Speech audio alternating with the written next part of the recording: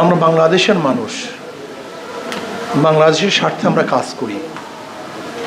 এই দেশের স্বার্থে, জনগণের স্বার্থে আমাদের কাজ করা উচিত।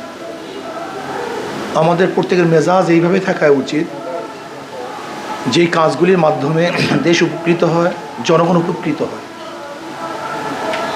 আসলে এই পাথরের ব্যাপারটা আমি সংশ্লিষ্ট হয়েছি কারোর বক্তব্যের মাধ্যমে নয়, বা কেউ আমাকে উৎসাহিত করে নেই। আমি যখন সিলেটের অঞ্চলে সফরে গেছিলাম তখন আমাকে অনেক পীড়া দিয়েছে এইভাবে যে আমাদের দেশের পাথর আমরা উত্তোলন করতে পারছি না কেন, এর কারণটা কি? আমি প্রশ্ন করছি, ভাই এখানে পাথর উত্তোলন করতে দেয় না কেন? পরিবেশ। আমি বলি, 1000 বছর পর্যন্ত এখানে পাথর উত্তোলিত হচ্ছে, সেখানে পরিবেশ নষ্ট হয়নি, আজকে পরিবেশ নষ্ট হবে কেন? মাত্র এই কয়েক বছরে পরিবেশ শেষ হয়ে গেল। ওই জায়গার থেকে ভারতওয়ালারা পাথর উত্তোলন করতেছে, সেখানে পরিবেশ নষ্ট হয় না। আর 200 গজ দূরে বা আধা কিলো দূরে আমাদের দেশ থেকে পাথর উত্তোলন করলে পরিবেশ নষ্ট হবে কেন? আসলে পরিবেশ নষ্ট হয় না, বরং পরিবেশের দোহাই দিয়ে আমাদের দেশকে নষ্ট করার ষড়যন্ত্র চলতেছে, আমাদের দেশকে ধ্বংস করার ষড়যন্ত্র চলতেছে। দেখেন, ভারত জীবনভর আমাদেরকে গোলামি করতে বাধ্য করেছে। 25 সালে সেই গোলামি চুক্তি, ভারতের সেই কালো থাবা, সব জায়গা হস্তক্ষেপ। ভারত আমাদের দেশটাকে একটা বাণিজ্যালয় বানিয়ে ফেলেছে। তারা ব্যবসা করে আমাদের দেশে। ভারতের হাজার হাজার লক্ষ লক্ষ লোক এদেশে কর্মচারী, তারা কাজ করতেছে। আমাদের লক্ষ লক্ষ মিলিয়ন ডলার তারা ভারতে নিয়ে যাচ্ছে। সেখানে অবৈধ সমস্ত পচা জিনিসগুলি আমাদের দেশে চাপিয়ে দেওয়া হচ্ছে। আমার থেকে আমি যখন প্রধান উপদেষ্টার সাথে সাক্ষাৎ করতে গেলাম, আমি তখন চিন্তা করলাম, আমাদের দেশের পাথর আমরা তুলতে পারবো না কেন? আমাদের কোটি কোটি কোটি কোটি টাকা আমরা বিদেশে দেবো কেন? আমি তাকে নিজেই বললাম যে পাথর উত্তোলন ব্যবস্থা করুন, সেখানে আপনি বিশেষজ্ঞর মাধ্যমে পর্যবেক্ষণ করুন যে পাথর উত্তোলন করলে আসলে কি পরিবেশ নষ্ট হয় কি হয় না, আপনি দেখুন। এরপর আমি কি করলাম, আমি বর্তমানে যে খনিজ উপদেষ্টা আছে তার কাছে সংবাদ পৌঁছালাম। আমি আমার ওইতে কাজ করতেছিলাম, আমি গেলাম ওই জন্তাপুর না কোন জায়গায় না গেলাম, ভোলাগঞ্জ। তখন তারা, আমি দেখছি যে কেমন মনে হয় যেন তারা অনাগ্রহী। তারা ভাবছে আমি মৌলবী মানুষ, হুজুর মানুষ, এবার কী করবে, এর দ্বারা কী হবে?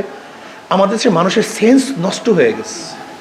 আমাদের দেশের মানুষ চোর, বাটপাট, ডাকাত, বদমাশদেরকে তারা খুবই পছন্দ করে, কিন্তু দেশের প্রেমিক, দেশপ্রেমিক, জনগণের প্রেমিক কোনো মানুষকে তারা পছন্দ করতে চায় না। এই সেন্সকে পরিবর্তন করতে হবে। দেশ নিয়ে কাজ করতে হবে, সমাজ নিয়ে কাজ করতে হবে, জনগণের কল্যাণে কাজ করতে হবে। আমি বর্তমান অন্তর্বর্তীকালীন সরকারকে বলবো, আমাদের দেশের যেখানে যেখানে পাথর উঠাবার মতো জায়গা আছে, প্রত্যেক জায়গার থেকে পাথর উঠাবার ব্যবস্থা করতে হবে, নিঃস্বার্থে ব্যবস্থা করতে হবে। এটা সরকার করবে।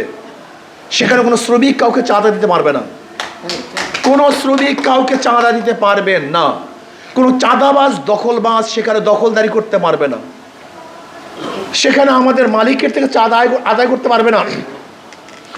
আমরা যত চাঁদাবাজ মুক্ত, দখল মুক্ত পাথর উত্তোলন করতে পারবো, তত পাথরের দাম কমবে, এর জনগণ সুবিধা পাবে, জনগণ উপকৃত হবে। সেখানে চাঁদাবাজ করবে কেন?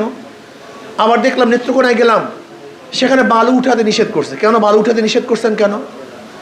আপনাকে অবশ্যই মনে রাখতে হবে যে দেশের নদীগুলি বালুতে ভরে যায়, সেখানে নতুনভাবে নাব্যতা বাড়ে না।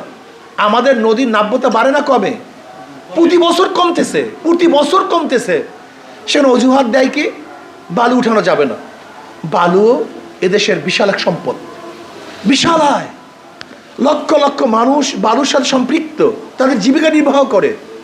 পাথরের সাথে লক্ষ লক্ষ মানুষ সম্পৃক্ত, জীবিকা নির্বাহ করে। আমি মনে করি যে খনিজ সম্পদ আমাদের দেশে আছে, যেখানে যে খনিজ সম্পদ আছে, সরকারকে অনুরোধ করব তদন্তের ভিত্তিতে সুষ্ঠু সমাধানের মাধ্যমে সেই খনিগুলো উত্তোলনের ব্যবস্থা করুন, যেন জনগণ উপকৃত হয়, এই দেশ উপকৃত হয়, আমাদের দেশের টাকা বিদেশে পাচার না হয়। এর জন্য আমি সরকারকে অনুরোধ করব, যে কোনো মূল্যে আজকে যে দাবি নিয়ে আমরা এখানে এসেছি, যেন আমরা পাথর উত্তোলন করতে পারি, সেই দাবি অবশ্যই সরকারকে পূরণ করতে হবে। এটা আমাদের দেশের সম্পদ, আমাদের দেশের সম্পদ আমাদেরকে রক্ষা করতে হবে। আমরা আমাদের দেশে পাথর, ভালো মানের পাথর, সেটা উত্তোলন করতে পারবো না।